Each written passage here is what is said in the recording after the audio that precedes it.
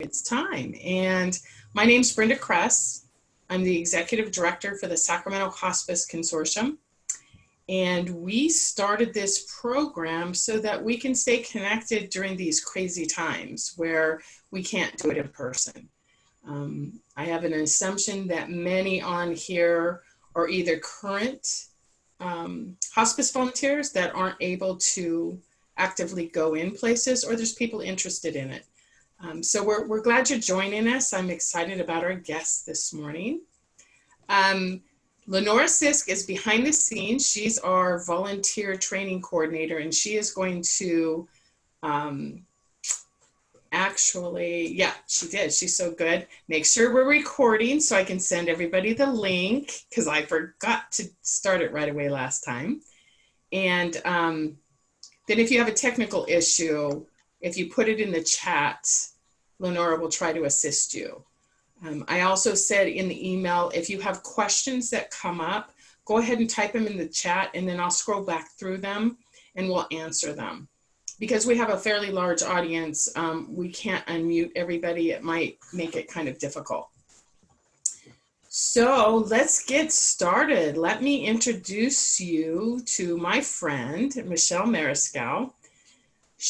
Her professional experience spans several disciplines: fitness, worksite wellness, training and development. In her personal life, she's always been a seeker, asking the questions that most people at some point do. Who am I and why am I here? Several devastating experiences of grief over the past 25 years pushed her deeper into these questions. She consistently applied her own learning to the continued healing out of her depression, anxiety, and grief.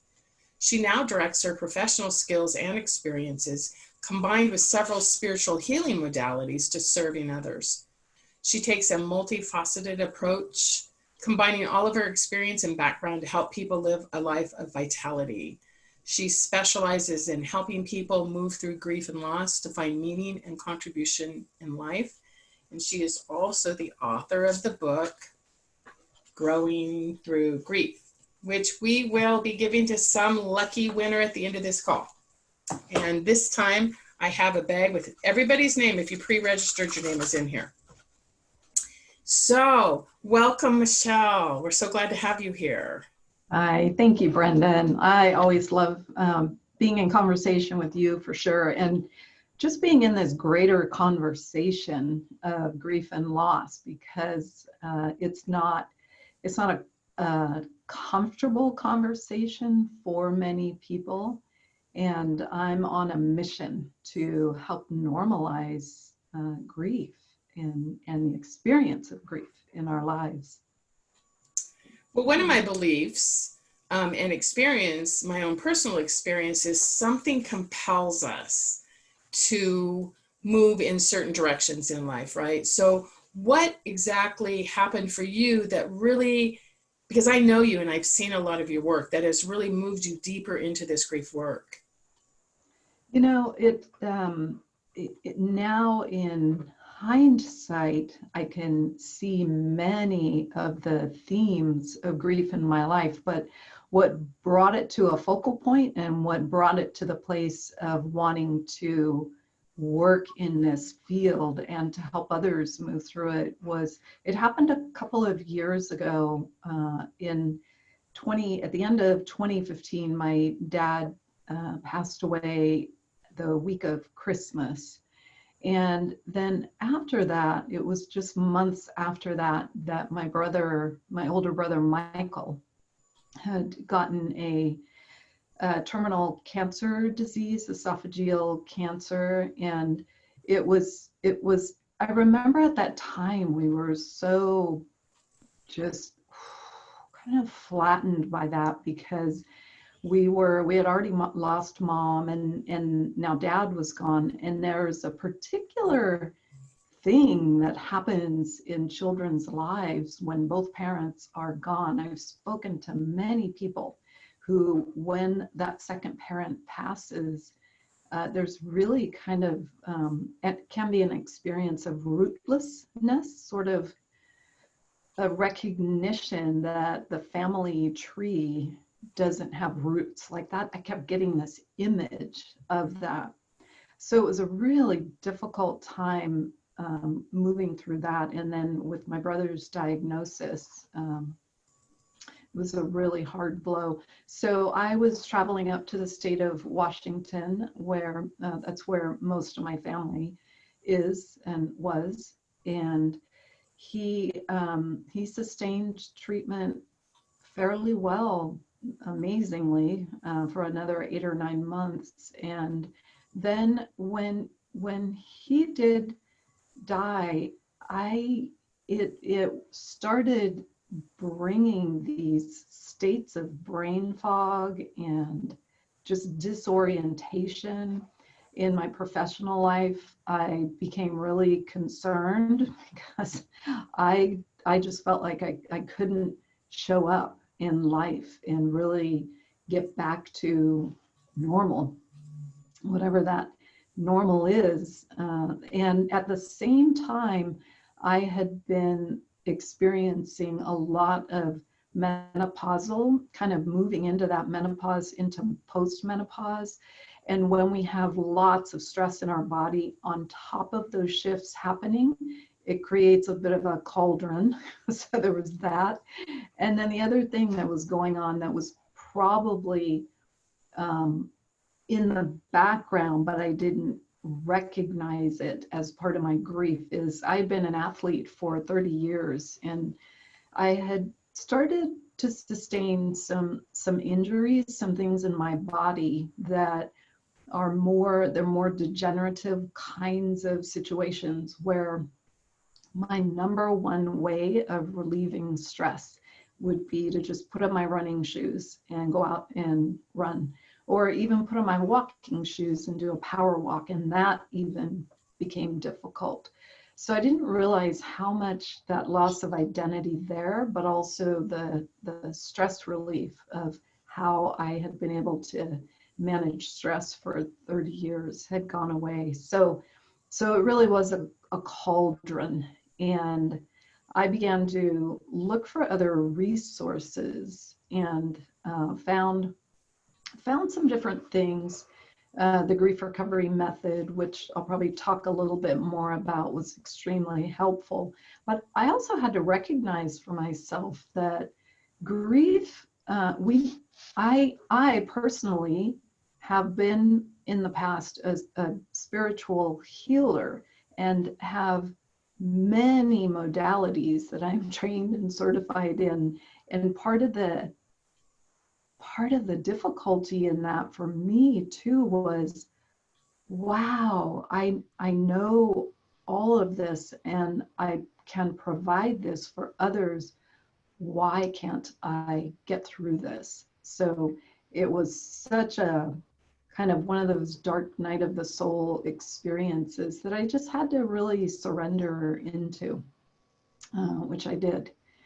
Um, yeah, and what I realized in that is that, again, I began to look back in my life, and part of what was so difficult about the current situation is 4 members of my immediate family were now gone, and that was kind of traumatizing. I have one sibling who's just a year and a half younger than me left, but then I began to look at the whole progression. And this is what we know about grief, is that it is cumulative, and it's negatively cumulative unless you have the tools and the understanding that certain things are actually causes for grief. And what I didn't realize is so many of the losses of my younger years I had never grieved. I come from a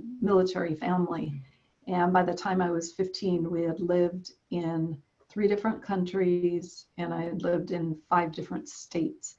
So that when we look at losses, the loss of friends, the loss of pets, the loss of homes, the loss of schools, all of that had never been something that I thought about as a need to grieve, because it's sometimes in life with some of the things that are upon us, it's just what you do. You just keep going. You just keep busy. You just keep moving.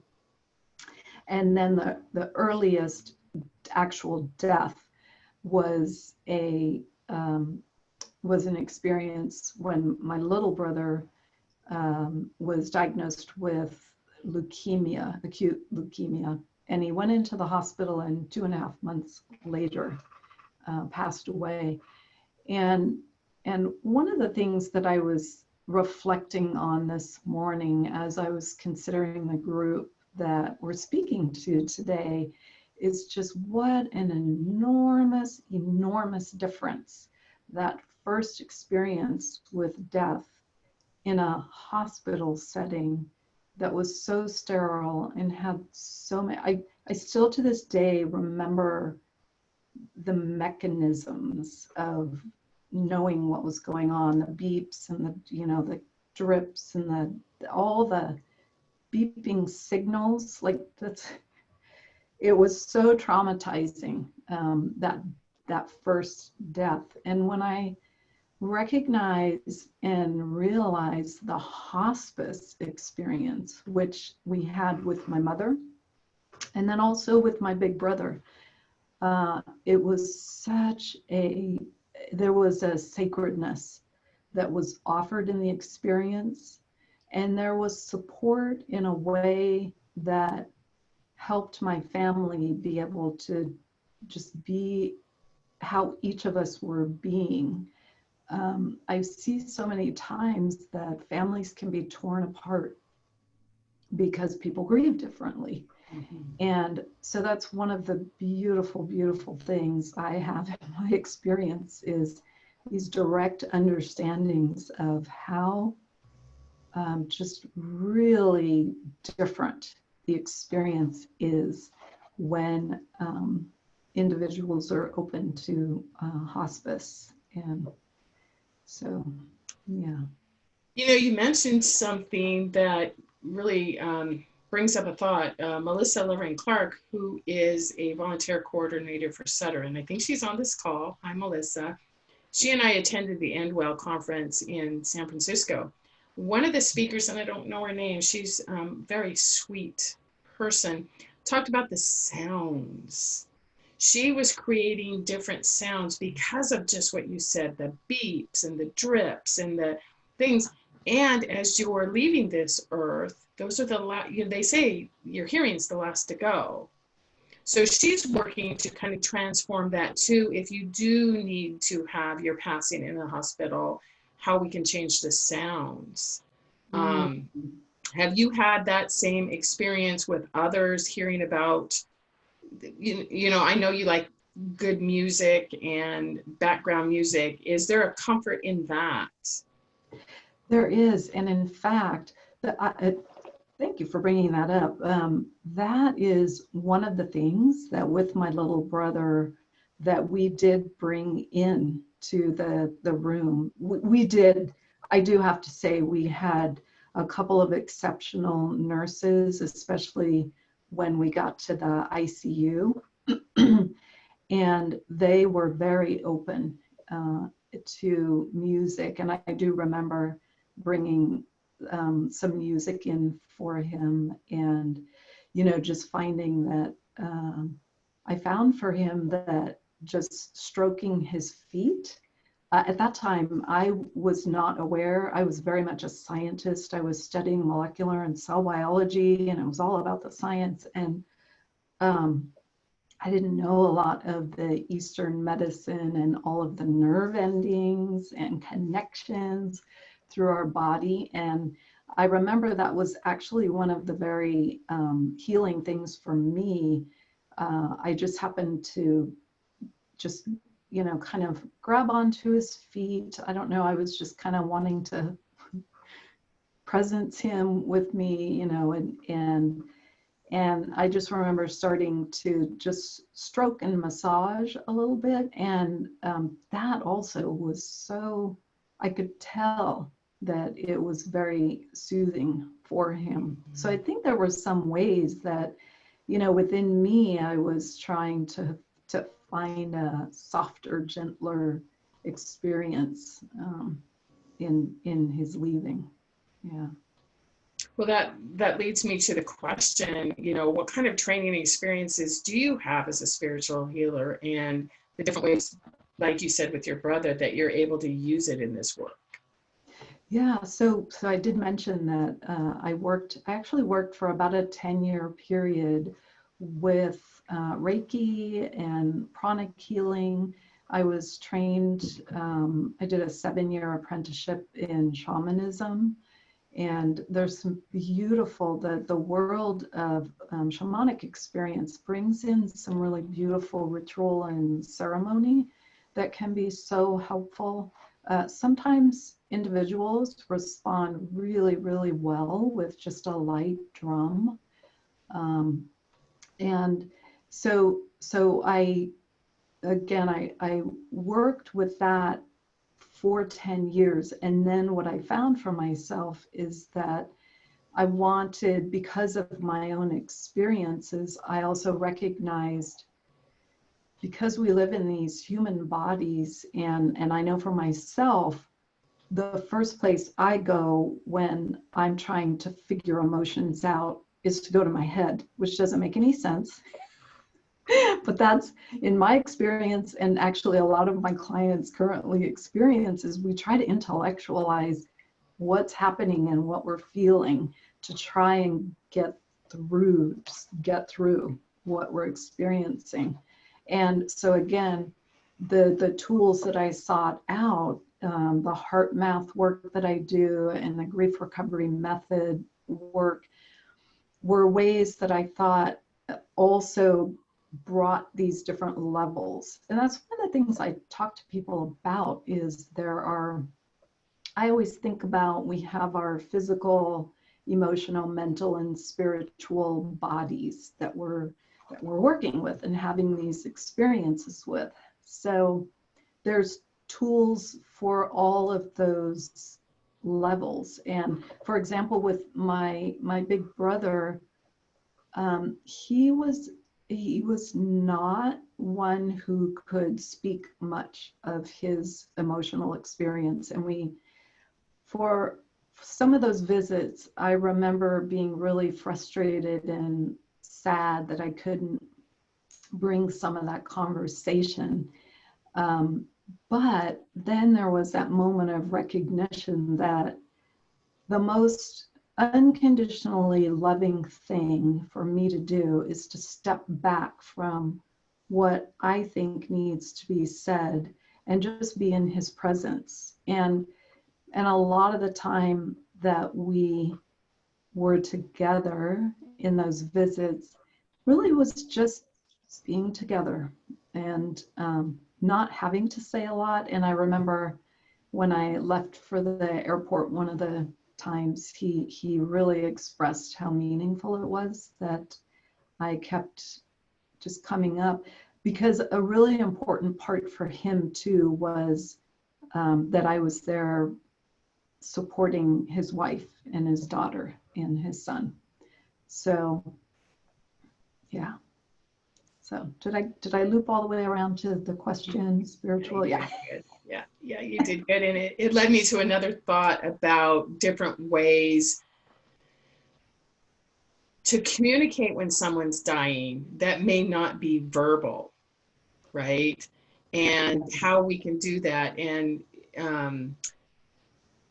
even if we're not dying, sometimes words elude what the situation's calling for, right? So I'm assuming that some of these practices you have, with whether it's the drumming, whether it's Reiki, whether it's some of the energy work, communicates on a different level. And we need to, be mindful that these are available and are helpful. Yes. And one of the things when I teach communication classes, and probably something that everybody on this call is skilled at, is listening for what's between the words. And even as I'm saying that, I can feel myself slowing down, because when we listen between the words, that's really connecting to those other maybe unsaid things, but things that are felt, a felt sense. Yeah.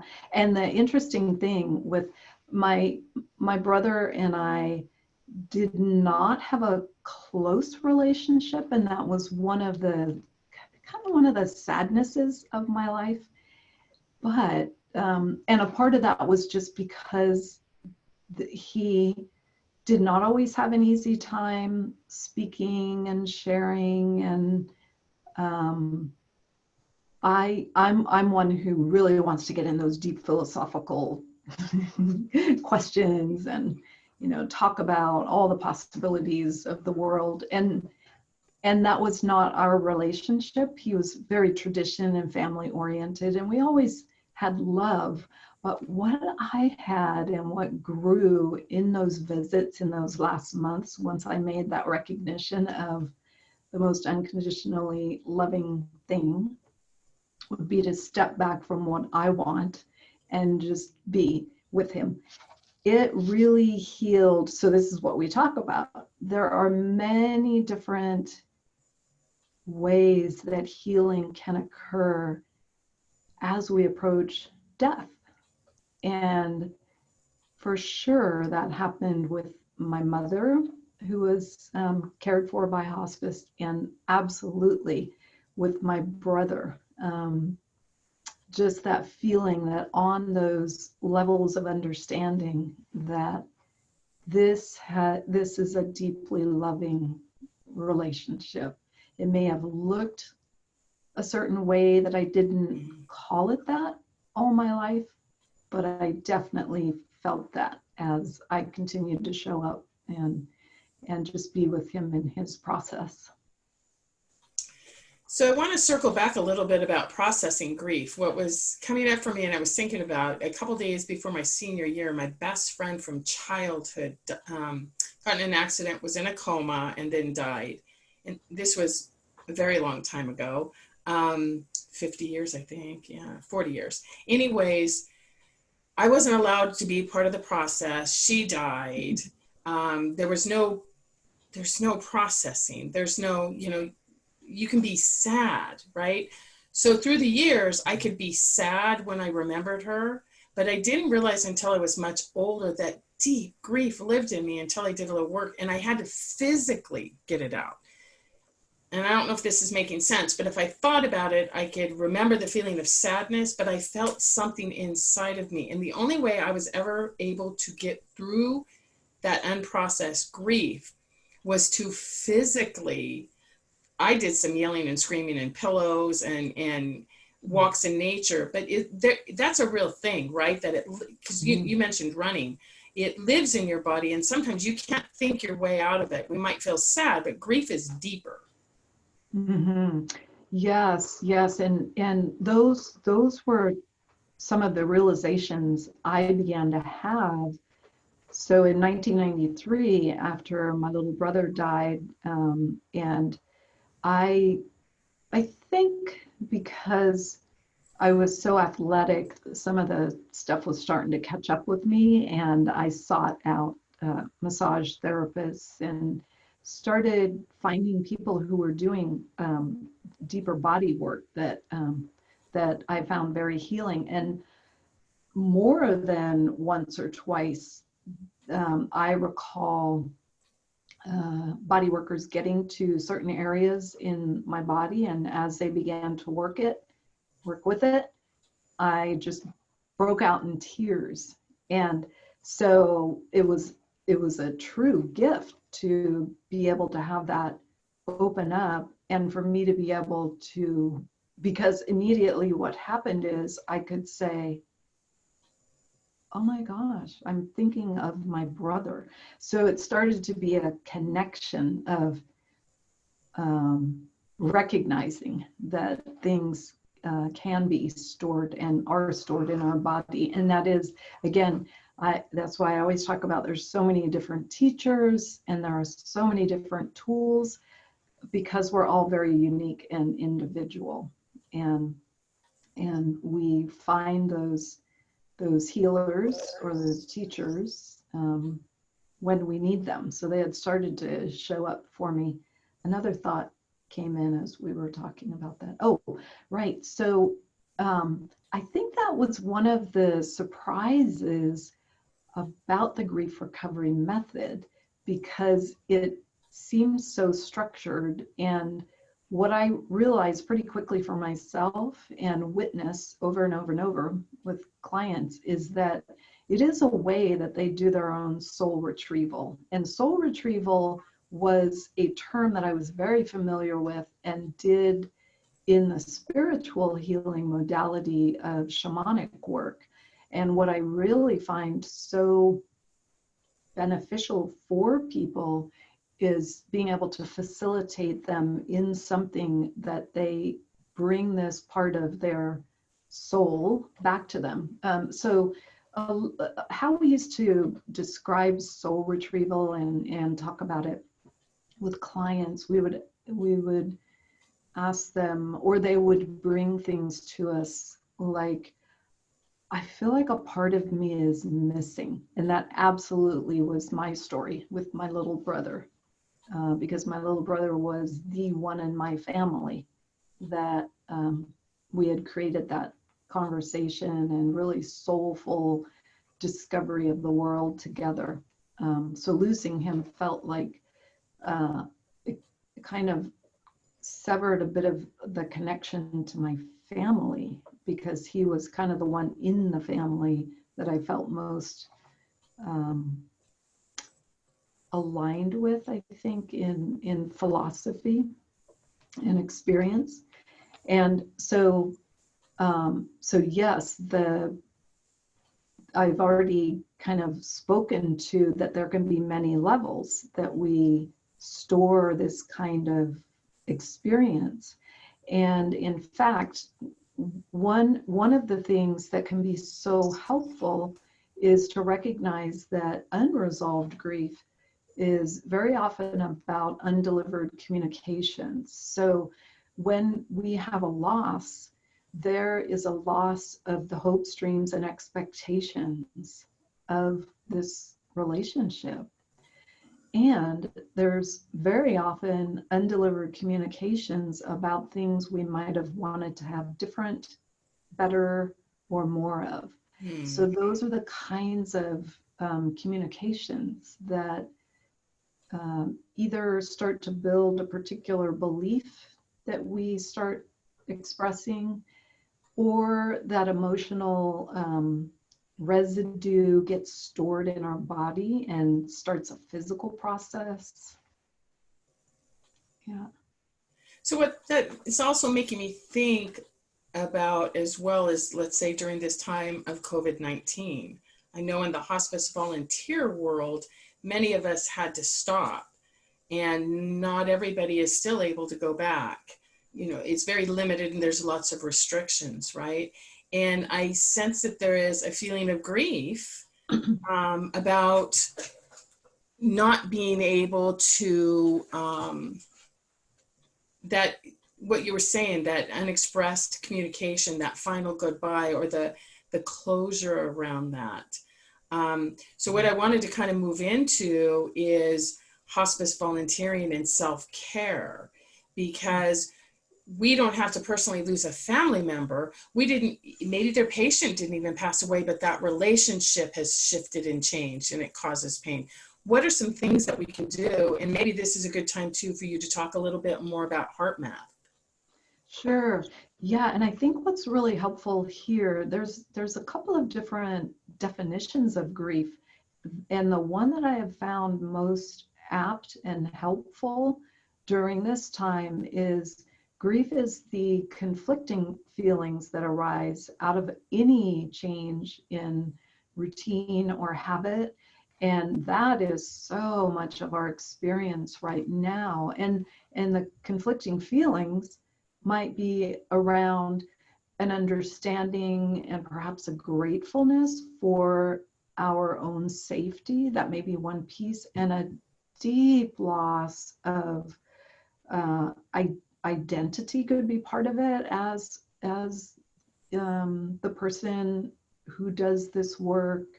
It can also be, as you said, the loss of relationships loss, all of these relationships that were a part of daily or weekly habit, however that was. And so the first thing as a tool is to really allow yourself to name. I think it's really important to have people express and name what are the losses that you're feeling and see that that is a cause for grief. So, and I say that related to the piece I brought at the beginning of our conversation, that my whole childhood, I did not recognize that as a cause for grief. It was loss after loss after loss after loss that created a lot of different patterns in my life. And when we can name them and recognize them and give ourselves grace and self-compassion that, yeah, that is this is grief and I'm in it. What that helps us do is be very present to the next moment. And what we find is that we're able to adapt and move forward when we've been able to name it and feel into it a little bit. And it also helps us maybe move back a little bit from some of those ways that we try and avoid what we're feeling because it's so confusing. So if there's, been an increase in eating, which absolutely is my way of coping, is one of the ways, even with all the health and wellness, I can tell you the mechanism of our biology and what happens in digestion. But when our emotions are overriding that, it's like, I don't care if that's toxic. I know sugar's bad for me. I'm eating it because it calms my body. So again, the tools of recognizing and allowing, and one of the things I've been helping people to do is I personally always have a set of colored pencils near, and just use color maybe to express, if you can presence it in your body, maybe draw a little stick person, or if you're a little more of an artist than me, you can draw a little actual body, and just use color to express what you're feeling and maybe where you're feeling it. And again, that's a way that you can move it, or it will move, and you're aware of it. And when we're aware of things, it creates a different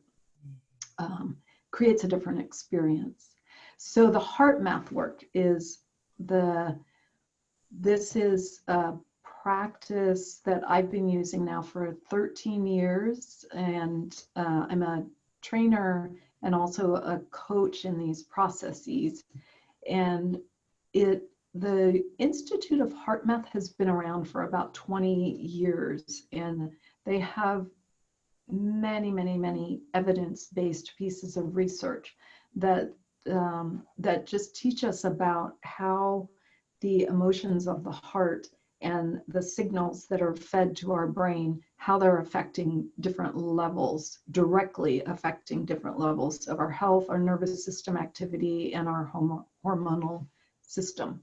So the very simplest exercise is called heart-focused breathing.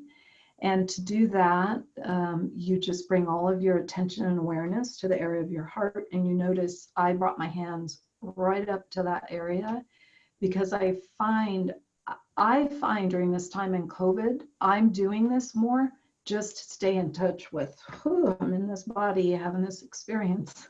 I mean, I like it at this moment, but let me see if I can just be with it. And there is actually something calming to your nervous system just doing that. So I know I can't see you, but if you want to practice this, just see what that does for you. Just bring your hand that is so full of grace and offering in what you do for others. Just bring that hand and maybe your other hand up to your heart or chest area. And bring all of your awareness now to your heart. And you're just going to create an imagination that the air is coming in and out through this area. Just imagine that the air is flowing through your heart or chest area.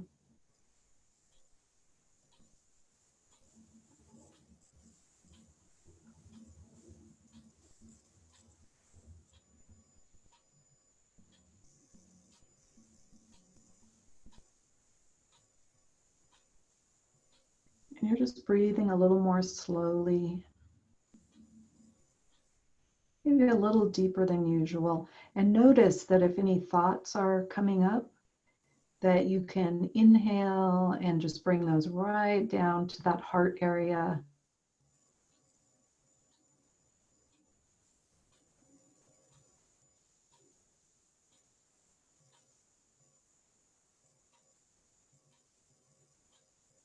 And on the exhale, just breathe them right out. All right. So that is heart-focused breathing. And I forgot to ask you to check in with yourself before we started, but just notice for yourself, do you feel differently than you did a minute ago? Was there any shift for you? And what I tell people about just that very simple practice, when we do that, it shifts the physiology in the moment of the signals that are going to our brain, and it shifts what's happening in the autonomic nervous system. I always talk about the autonomic nervous system. I work with schools a lot, so I talk about the teeter-totter. And in our nervous system, it's kind of doing this. It's like you really want to be that kid who's standing in the middle trying to balance. I don't know if you did, but I always did. And this is kind of what we want going on in our nervous system, a little bit of shift here, shift there. And what happens in stress is the sympathetic nervous system. Somebody threw a rock on that other side and we're just catapulted up into sympathetic nervous system activity. So we do know there's a lot of research around activities that bring in parasympathetic activity. Those are our practices, like a lot of the energy related activities like Tai Chi and Qigong are very good for that. Yoga, absolutely. And what the heart math work does is bring signaling right in that band. If you look at the data, if you look at when they're monitoring, you can actually see the peaks.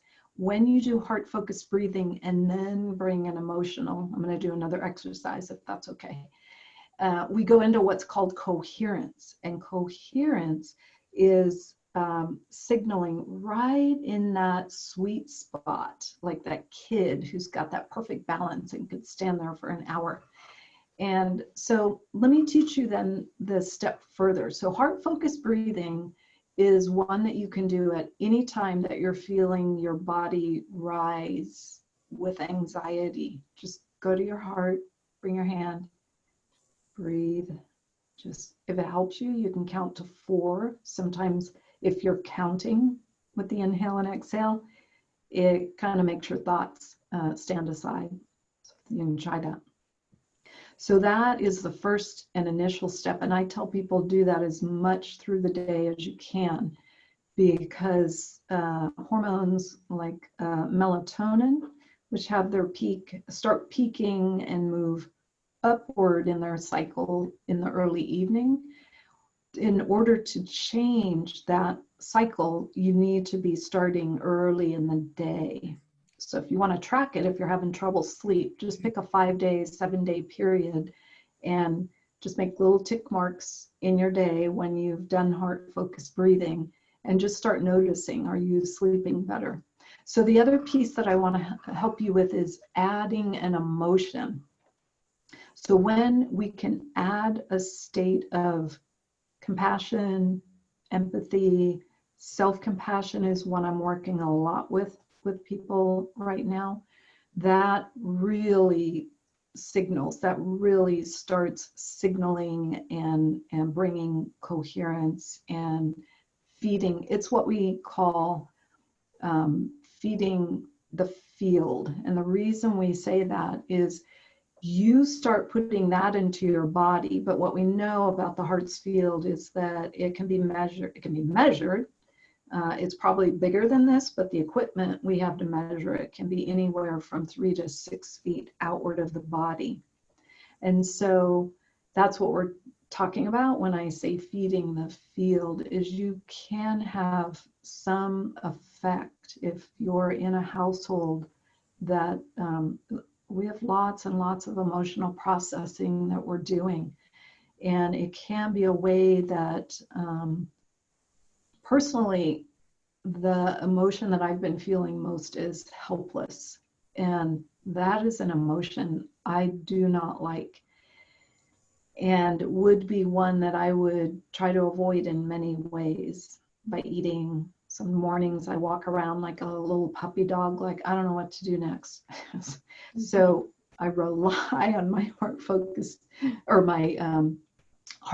breathing, and then adding in an emotion. So this technique, I'll give you the heart math technique. This one is called quick coherence. And it's called quick coherence because as soon as you add that emotional state, you get to coherence more quickly. So let's go back into heart focused breathing. And again, if it felt right and good for you, you can put those hands at your heart. You can practice with your eyes closed or open. It doesn't matter. And just bringing all of your attention and awareness to the area of your heart or chest.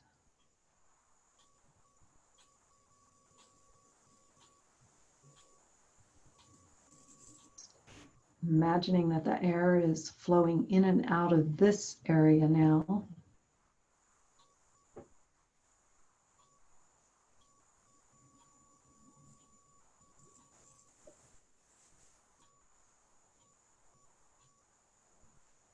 And now activate a feeling of empathy, of compassion.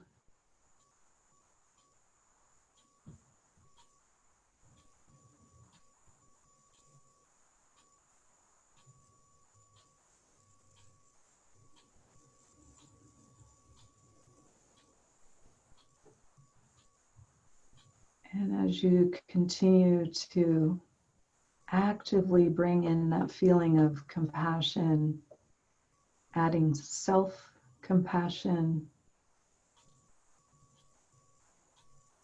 keeping your awareness in the area of your heart.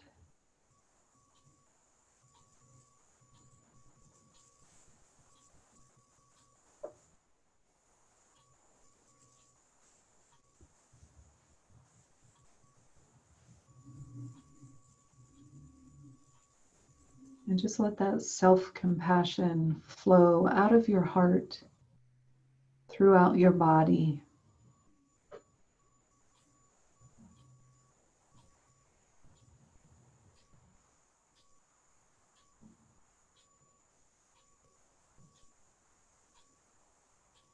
And now create the imagination of our connection in this group. And just radiate compassion to each other.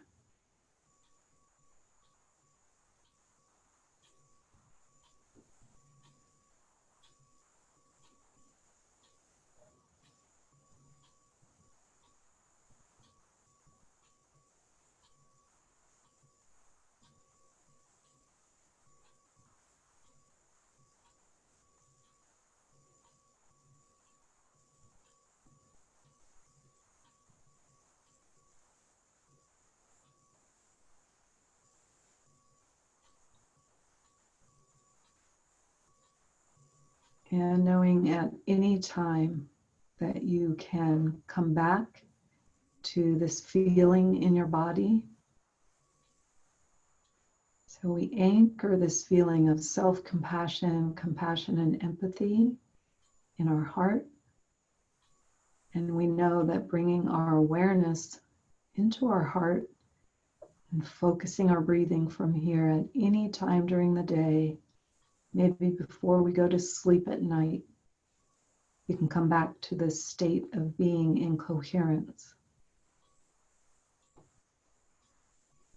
And just bringing all of your awareness to your body, sitting on your chair or laying on your bed, wherever you are, in coherence in your body. And if your eyes are closed, you can gently bat them open.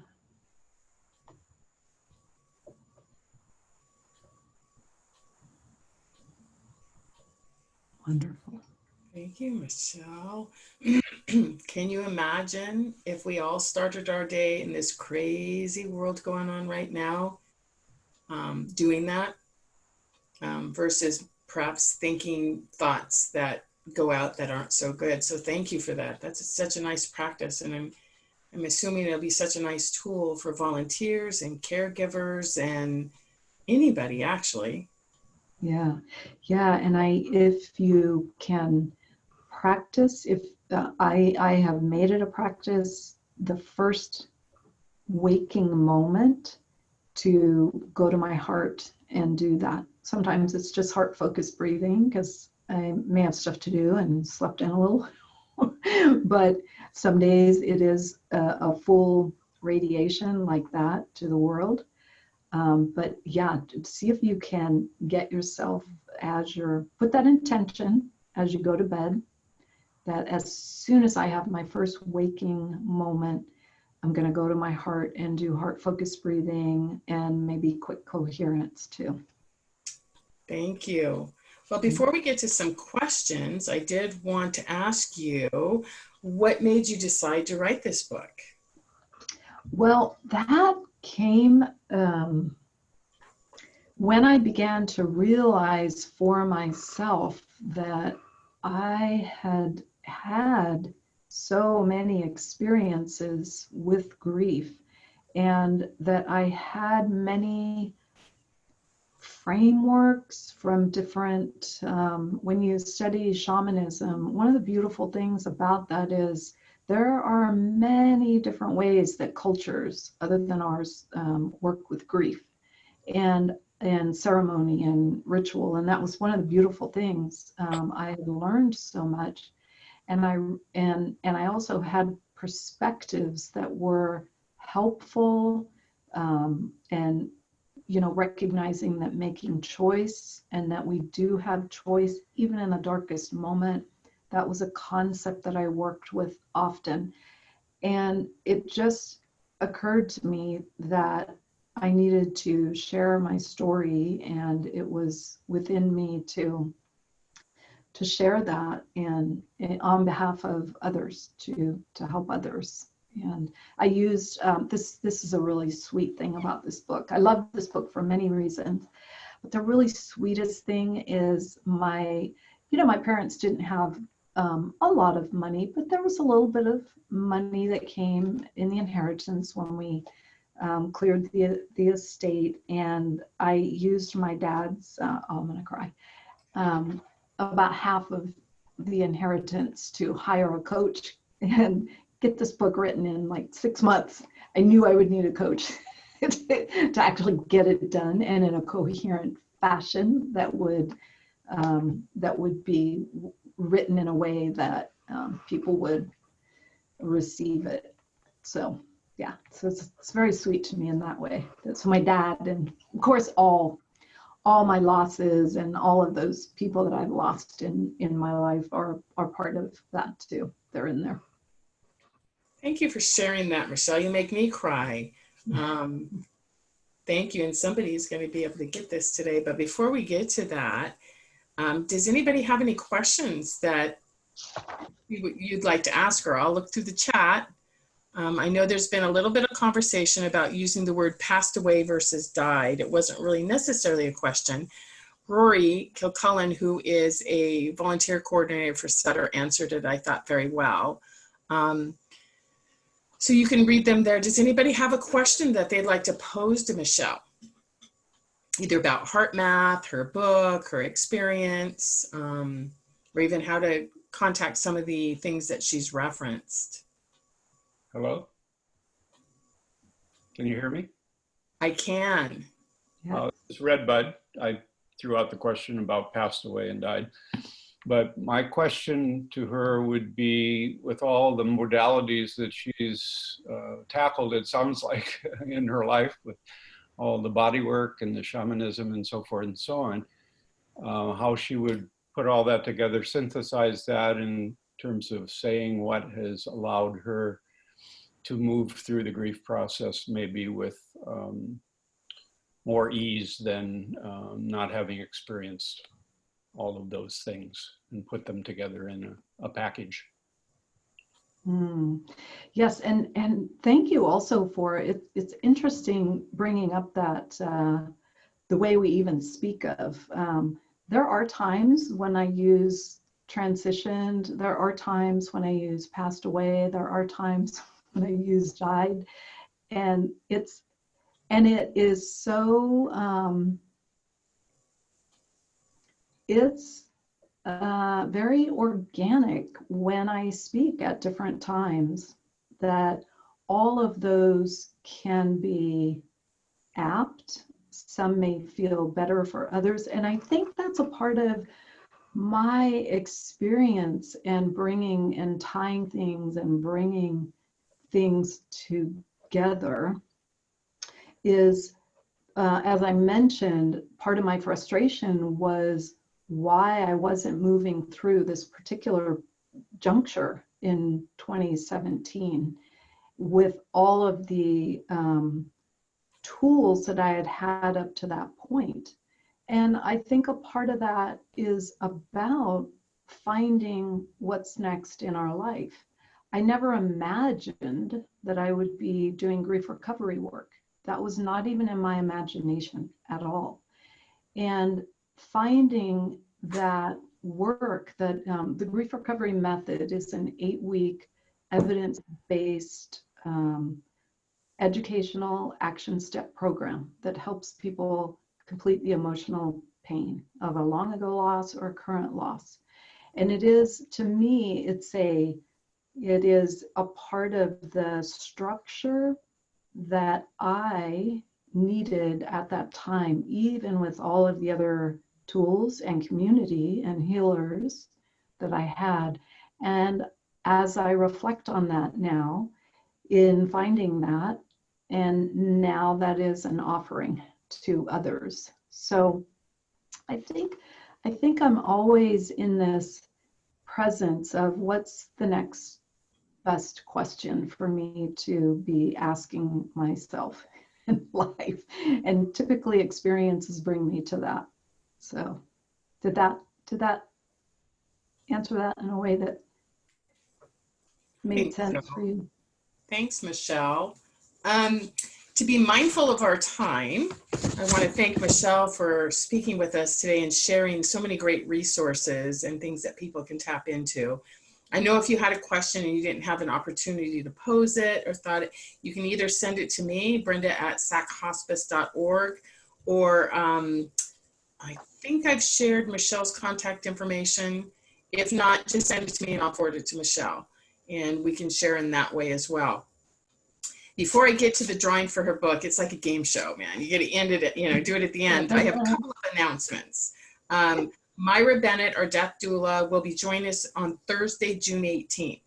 My vision of a weekly series was a little bit, I think, ambitious for people's schedules. So, you dream it and then it's that teeter-totter, right? You got to find the balance. So Thursday, June 18th, I'll update the website today so that you have it. You can sign up for it. So Myra, from Compassionate Crossings, our death doula, will be with us. We also want to continue these offerings. I want to do some dialogue work, dialogue in death, talking about it, how we can talk about it. That's why Redbud's question was really good.